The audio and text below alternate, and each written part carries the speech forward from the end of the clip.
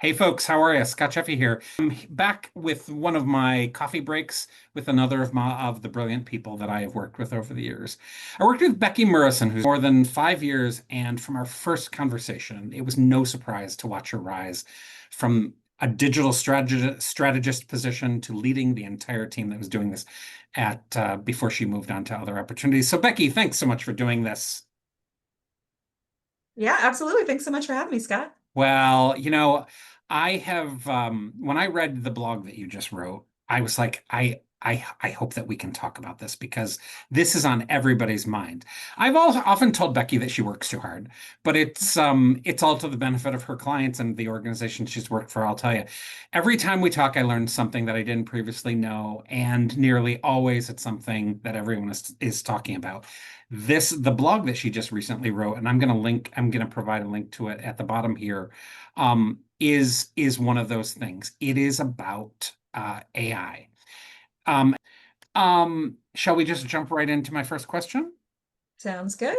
All right. So, what is the biggest challenge right now in digital marketing, digital strategy? I know I'm setting you up, but No, so no, what do you but think? but I do think it is AI. It really is. As much as people have said it for the last few years, it's changing the game, and it's changing the game more than it has in the past as well. We've seen click-through rates change. We've seen AI summaries in Google, which changes the way people search and the way they're acquiring information. And we've really seen social channels try to add their own spin from AIs and more their algorithms become more and more artificially intelligent and switch the way that we use the internet in general. So it's cutting into a little bit of everything. I think that's so important. I did a study this spring where only 11% were looking at that AI summary, for example, at the top of Google. But other surveys in organizations that are specifically dealing with it are seeing that it's in the neighborhood of 30 or even more percent. But anyway, before we get back to that, so here's something. This was the first thing that I wanted to ask you about. In the blog, you wrote that deploying AI tools like ChatGPT, Perplexity, Claude, and more to support media planning, content development, keyword strategy, and audience segmentation. I'm sorry, I butchered that. But No, you are you're good. using AI, those tools, to do each of those things. I know this is a huge question, but tell me a bit about how you are using those tools to do those things in digital marketing. Yeah, absolutely. So, we are not at a point, I do want to say, where the AI is taking over and doing all of these things. You definitely have to start by knowing your audience. There's still a big place for discovery and discovery sessions, which is where you basically say, hey, tell me about what you're doing, why you're doing it, your goals, and really getting to the human element. So, what I think we're really doing is taking that and kind of expanding upon it. So, for example, budgeting. We may say, hey, we know a client has more budget in August than they do in January, or are seeing more traction in August than they do in January. What would that look like if we divided it up amongst channels? Or we know that Meta, for example, takes far more. I don't know why I'm still leaning on budget in this in December. So what would it look to just shift Meta and leave all these other channels? So basically, it's doing a lot of that math far beyond what a calculator or a spreadsheet can do, and you're still kind of breaking up, helping media plan. Another example you used was targeting. So at a client who was trying to reach a military audience very recently. And they only wanted to be within a 50-mile radius of where they were located.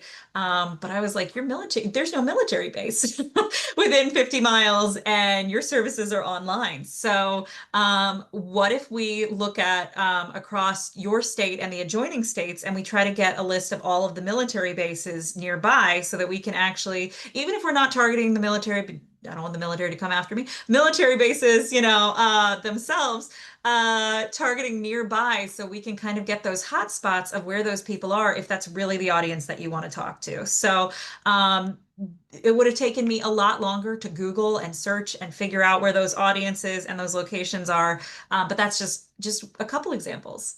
You said further on in the blog that you're leveraging AI to automatically optimize delivery and personalize messaging in real time. I'd like to just ask you separately.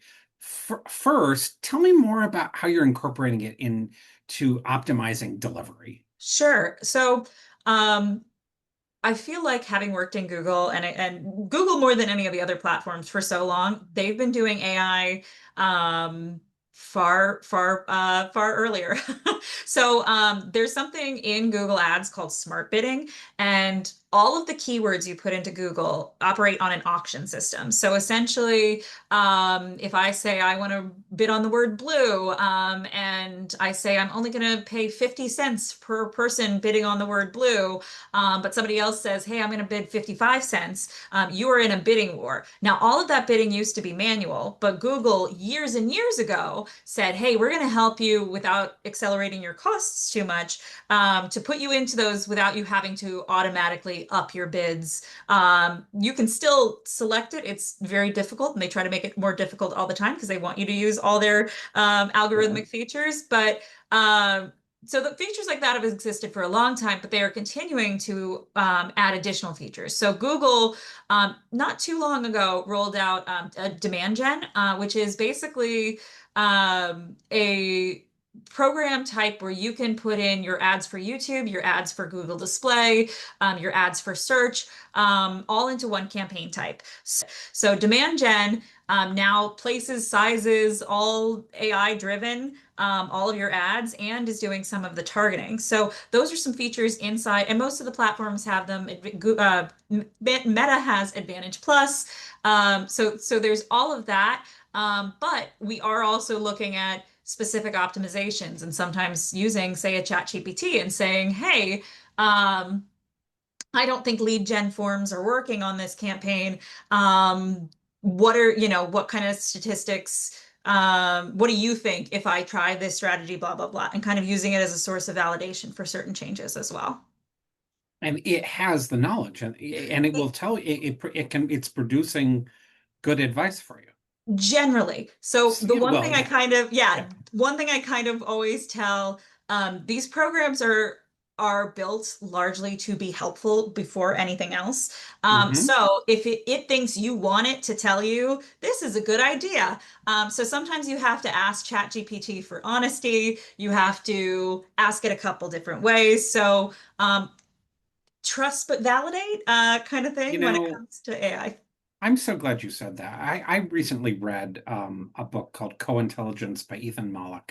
It's a professor at Wharton, and excellent book, folks. If you want a primer on it, it's not too long. And one of the things he said is we must never forget that AI does not take away the need for expertise Right. because of the hallucinations. And even after the hallucinations problem has been fixed, there will Yep. always be the need for Becky's to look at things and say, no, that doesn't make sense. And honestly, for Scots that say, yeah, no, that doesn't make sense. Exactly. So that is really interesting. I want to move on to this. The other thing was personalization. Sure. You and I have spent a lot of time over many years working on the data that would build personas when we were working together.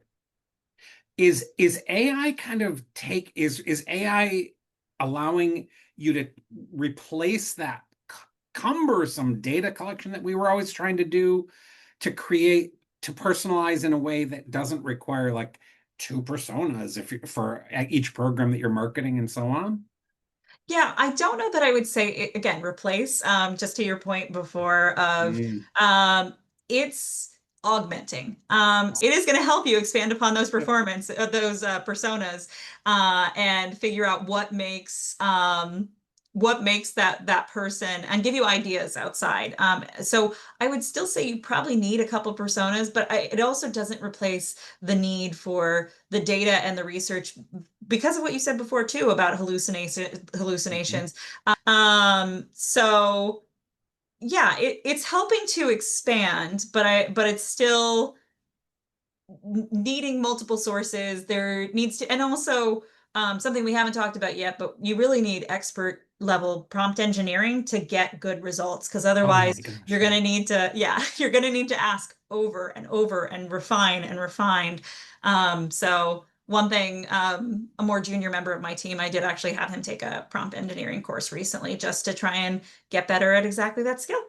Malik talks about that in co-intelligence again. As a matter of fact, he gives examples in there of what he's asked for. I know we're getting close on time, but I wanted to close with this question of, do you envision ads on AI platforms? So what are your thoughts on and ads on in AI platforms or something to monetize them? Yeah, so some of that is already happening. It's very minimal. Perplexity actually offers ads to very high dollar clients at this moment.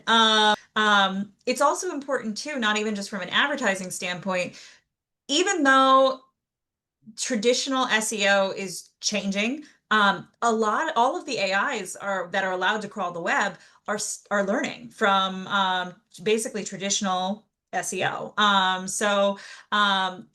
There's not advertising currently on most channels and not more broadly available to the public, but it's coming. ChatGPT has also teased that they're trying to start a social network. I have no idea what that's going to look like. But Oh, that also might be a chance for them not only to collect data, but also monetize things, because all of social media platforms right now run on advertising. The biggest way ChatGPT is mostly making their money right now, to the best of my understanding, is not through their subscription models, but to companies that are actually adding ChatGPT services or using ChatGPT in a business capacity.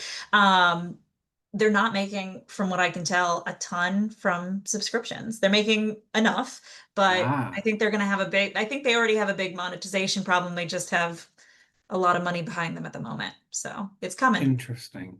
Yeah. You know what? We're out of time, Sure. but No worries. because the way you're investigating this on a daily basis, we're gonna have to get back together in 3 months and talk a little bit more about what's happened just in the 3 months, because things are Sure. moving at such a stage on this issue of the monetization, on how they're doing these things.